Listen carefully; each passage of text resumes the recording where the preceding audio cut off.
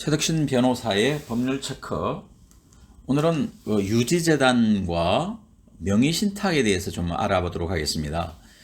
먼저 유지재단이라고 하는 것은 교회법을 공부하신 분들은 아실 텐데요. 유지재단은 지교회의 재산을 보존하기 위하여 설립된 법인입니다. 교회 재산을 보존하기 위한 방법으로는 교회의 이름으로 등기를 하거나 목사나 장로의 이름으로 등기를 합니다. 물론 목사나 장로 이름으로 등기를 한다면 부동산 실권리자 명의 등기에 관한 법률 위반이 됩니다. 그래서 교회 재산의 보존은 교회 명의로 등기하거나 유지재단을 활용하는 방법이 주로 사용됩니다. 교회 재산을 유지재단에 정여 이전 등기를 하는 경우에는 일반적으로 명의신탁이 인정됩니다. 그래서 한번 경우를 나누어서 보도록 하겠습니다. 유지재단에 교회 재산을 정여하는 경우입니다. 교회 재산을 유지재단에 정여한 경우 지교회의 정여의사는 소유권을 영구적으로 포기하는 진정한 정여의사라기보다는 명의신탁, 유지재단에 교회 재산을 명의신탁한 것이라는 의사라고 보아야 한다는 것이죠. 대법원 1990년 12월 20일 날 선고된 판결의 내용입니다. 두 번째로는 유지재단에 교회 재산을 이전 등기하는 경우인데요.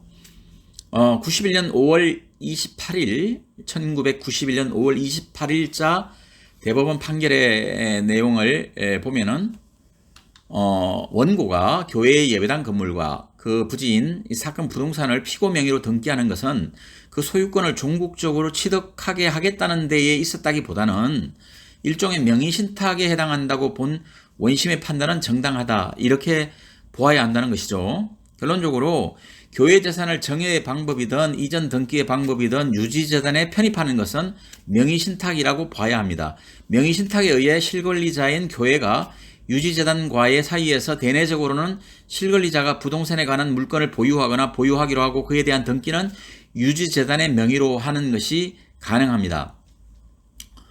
다음, 그 유지재단하고 상관없이 일반적인 명의신탁의 사용관계와 처분에 대해서도 한번 더불어 알아보도록 하겠습니다. 먼저 그 일반적인 명의신탁의 대내적 관계를 한번 보면요. 대내적 관계에서는 신탁자가 소유권을 보유해 이를 관리 수익하고 해당 부동산에 대한 처분 권한 역시 신탁자가 가지게 됩니다. 수탁자가 아니고 신탁자한테 부동산에 대한 처분 권한이 있다는 것이죠. 대외적인 관계는 등기가 수탁자 명의로 되어 있어 신탁자를 제외한 제3자들에 대해서는 수탁자가 소유권자이고 명의자가 소유권자이고 소유권을 주장할 수 있습니다. 즉 명의신탁 재산에 대한 침해 배제를 구하는 것은 대외적 소유권자인 수탁자만이 가능한 것이며 신탁자는 수탁자를 대위하여 그 침해에 대한 배제를 구할 수 있을 뿐입니다. 대법원 2001년 8월 21일 이후에 대법원의 입장입니다. 명의수탁자의 처분에 대해서 살펴보면 과거에는 명의수탁자가 임의로 부동산을 처분하는 경우 명의신탁자에 대한 횡령죄가 성립한다고 보았으나 명의수탁자가 임의로 부동산을 처분한 경우에도 이제는 명의신탁자에 대한 횡령죄는 성립하지 않는다라는 것이 대법원의 입장입니다. 최근 대법원 판결도 같은 입장입니다. 대법원 2021년 2월 18일자 선고된 내용입니다. 그렇지만 대법원은 명의신탁자가 명의신탁된 부동산을 이미 처분한 명의수탁자에게 손배 청구한 민사사안에 대해서는 명의수탁자가 명의신탁자에게 손해배상 책임을 부담한다 라고 판단한 것은 주목할 만한 판결입니다. 마찬가지로 2021년도 대법원 6월 3일자 선고된 판결 내용입니다. 그래서 횡령죄는 성립하지 않지만 손해배상 책임은 인정된다. 여러 교단이 있는데요. 특별히 그 고신교단이라고 하는 교단이 있습니다. 비교적 큰 교단인데요. 이 고신교단의 경우에는 유지재단에 관한 조항을 교단 헌법에 두고 있습니다. 유지재단에 편입한 재산은 명의신탁 재산이므로 민법의 일반 법리로는 신탁한 교회의 관리 처분권이 있습니다. 그러나 고신교단 헌법을 살펴보면 유지재단에 편입한 재산은 당회에게 권리 권한이 있으며 당회에게 관리 권한이 있으며 163조 4항에 규정되어 있고요. 그를 처분하기 위해서는 당회와 공동의회의 결의를 거친 후 유지재단의 승인을 얻어야 합니다. 이게 163조 2항에 규정되어 있습니다. 즉 유지재단에 편입한 재산을 처분하는 데는 유지재단의 승인을 얻어야 해서 신탁재산의 처분에 일정한 제한을 두고 있습니다. 구체적으로 고신교단의 유지재단 명의신탁 사례를 한번 구체적인 사례를 한번 살펴보고자 합니다. 이 사례는